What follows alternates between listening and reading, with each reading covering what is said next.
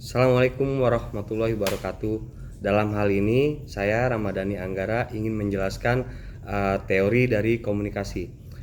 Teori dalam dunia komunikasi telah terbentuk puluhan teori komunikasi yang dijelaskan oleh berbagai ahli dari seluruh dunia. Nah, tahukah teman-teman sekalian apakah makna dari teori komunikasi?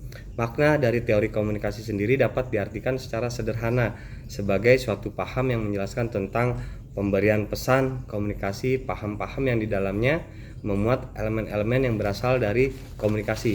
Elemen-elemen komunikasi tersebut memiliki peran yang sangat penting, salah satu atau dengan salah sama dengan yang lain.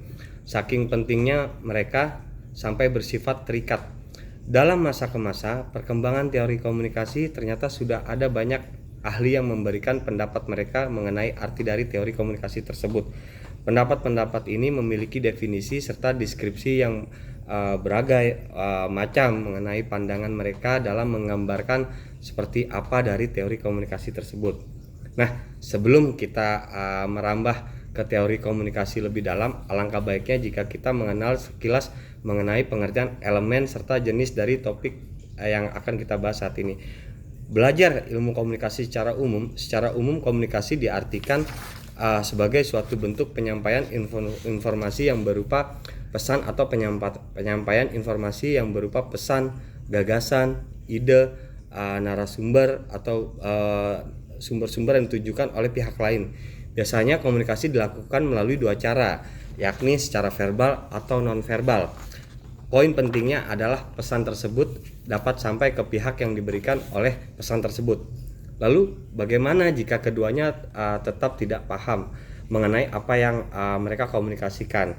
Biasanya kedua belah pihak akan menggunakan cara kedua, yaitu menggunakan cara non-verbal. Cara non-verbal mengharuskan kedua belah pihak menggunakan tubuh mereka untuk menyampaikan pesan dan maksud mereka bisa menggunakan gestur tubuh atau dengan cara simbol menggelengkan kepala, mengangkat bahu, atau sebagaimana yang digunakan oleh sikap dari teman-teman sekalian.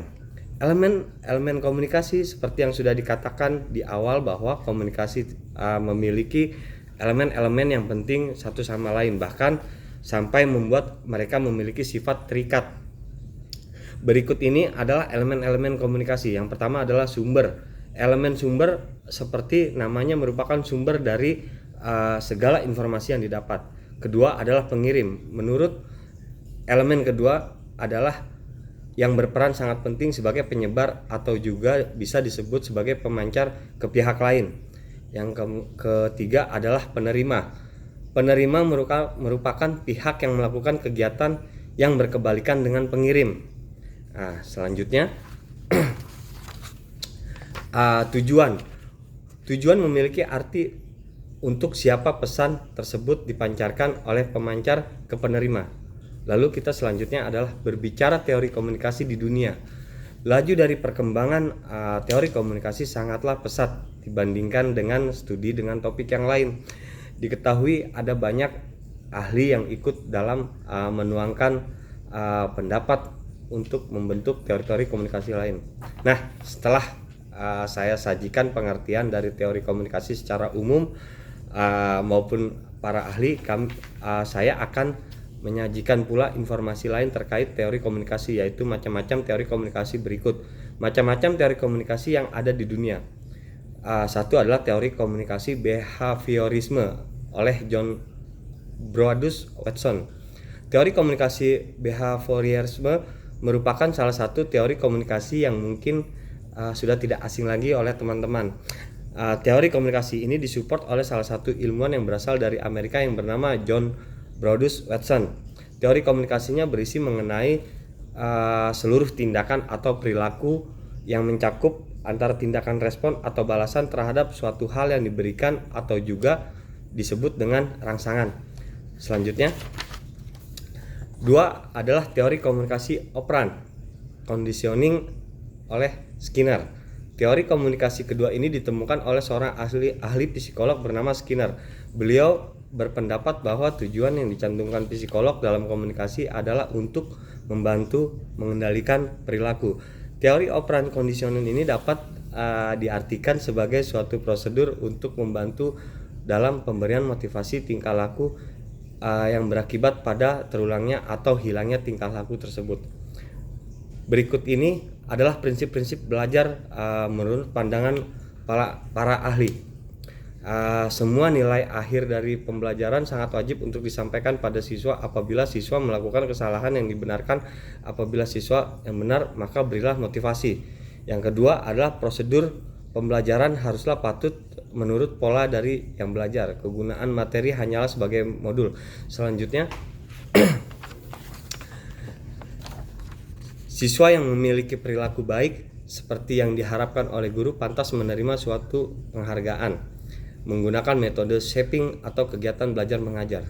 Berbicara teori komunikasi yang unik, setiap individu memiliki gaya komunikasi serta cara berinteraksi dan bertukar informasi dengan individu lainnya secara unik.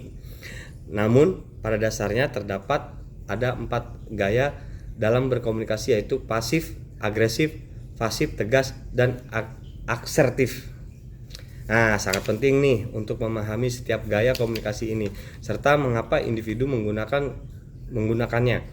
Nah, saat merinci keempat gaya ini, maka kita dapat memahami karakteristik dari setiap gaya, frase standar, serta apa yang membuat masing-masing gaya komunikasi ini menjadi unik. Nah, salah satu gaya komunikasi unik ini yang saya ambil adalah gaya komunikasi pasif. Kenapa saya ambil gaya komunikasi pasif?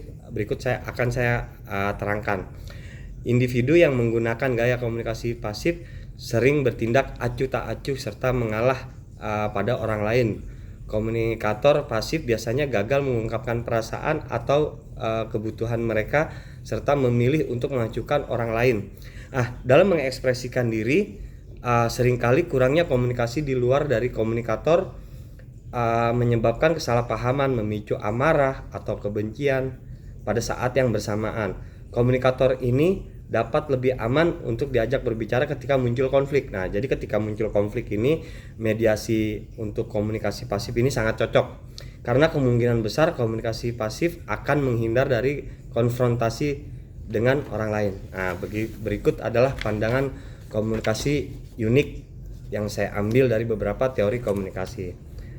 Mengenai untuk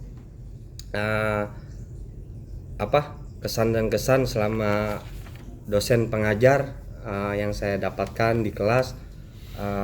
Selama pembelajaran, dosen sangat baik, sangat membantu mahasiswa dan mengarahkan terkait materi-materi yang akan dibelajarkan sehingga dapat diulang dengan baik oleh mahasiswa dan dapat dimengerti. Dan yang paling pertama yang sangat disukai oleh mahasiswa adalah ketika dosen ini tidak pelit nilai. Begitu tanggapan dari saya terkait dosen dan beberapa pandangan terkait teori-teori komunikasi. Kurang lebihnya saya mohon maaf. Saya akhiri. Assalamualaikum warahmatullahi wabarakatuh. Assalamualaikum.